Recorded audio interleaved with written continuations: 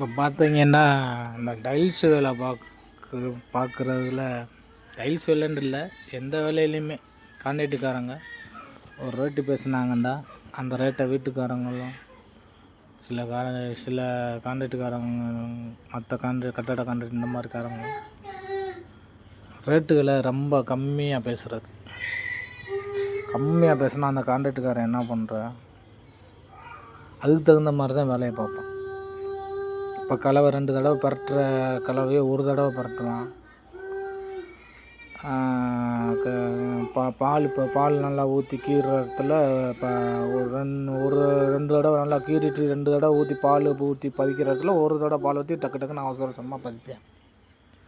நினைக்கிற கல்ல இருந்தும் நினைக்க மாட்டாங்க. இந்த மாதிரி வேலையை சுருக்க பார்ப்பா ரேட்டுக்கு தகுந்த மாதிரி. அதனால வீட்டுக்காரங்க மெயினாக அந்த கட்டட உரிமையாளர்கள் என்ன பண்ணுற, கான்ட்ராக்டுக்காரங்க கேட்குற ரேட்டை கொடுங்க. ரொம்பனா அவங்கள்ட்ட கேட்டுற மாட்டாங்க. நல்லா நீங்கள் எல்லா பக்கமும் விசாரித்து தான் கொடுப்பீங்க. நார்மலாக ரேட்டு தான் கேட்பாங்க. மற்ற ஆள் விட ஒரு ரூபா 2 ரூபா கூட கேட்குறாருன்னா அதுக்கு தகுந்த மாதிரி அவர் வேலை பார்ப்பார். அதுக்கு தகுந்த மாதிரி வேலை இருக்குது. எல்லா வேலையிலையுமே ஒரு தொழில் டைல்ஸ் பதிக்கிறாலும் சரி, கட்டடம் பொருளும் சரி, இப்போ கார்பெண்டர் எந்த வேலையாக இருந்தாலும் அதுக்கு அவன் ரேட்டு 10 ரூபா கூட கேட்டான்னா அதுக்கு தகுந்த மாதிரி வேலை பார்ப்பேன். அந்தளவுக்கு வேலைகள் இருக்குது. இந்த மாதிரினா நீங்கள் அவங்க கான்ட்ராக்டுக்காரன் கேட்குற ரேட்டை கொடுத்தீங்கன்னா இந்த மாதிரி இந்த கல்லை நனைச்சி விட்டுவாங்க. நினைக்கிற கல்லாக இருந்தால். அப்படி இருந்தாலும் நினைக்காத கல்லாக இருந்தாலும் பின்னாடி தூசி இருக்கும். அந்த தூசி இந்த மாதிரி பாஞ்சிட்டு எடுத்து விட்டு ஓட்டினா அது நல்லது தான். அந்த மாதிரி இருக்குது. நீங்கள் ஒரு ரூபா 2 ரூபா கூட கொடுக்க அதுக்கு தகுந்த மாதிரி வேலைகள் இருக்குது. அதனால் இவன் காசு கூட கேட்குறேன் அப்படின்னு சொல்லிட்டு இந்த கான்ட்ராக்ட் வேலையில் ஆளை கம்மியாக கொடுக்குறவனை தேடி போகாதீங்க. நீங்கள் அந்த மாதிரி சும்மா ஒரு ரூபா 2 ரூபா கம்மியாக குறைச்சி பார்க்குறான்னு சொல்லி அந்த வேலை டோட்டலாக உங்களுக்கு ரொம்ப பாதிப்பு ஏற்படுத்திடும்.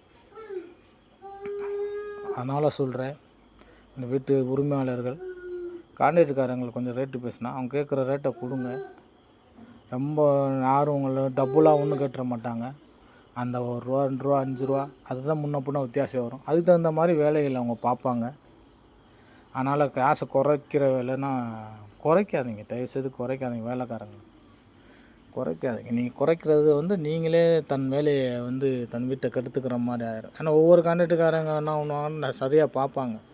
ஒவ்வொருத்தங்க என்ன நினைப்பாங்கன்னா நீ குறைச்சல கொடுக்குறேன்னு சொல்லிட்டு அதுக்கு தகுந்த மாதிரி வேலையை அவசரமாக பார்ப்பாங்க. கட்டளை அவசரமாக பார்ப்பாங்க. வேலைகளை சுருக்க பார்ப்பாங்க. அது உங்களுக்கு தான் பாதிப்பு ஏற்படுத்தும். அதனால் ரேட்டுகளை குறைக்காதீங்க.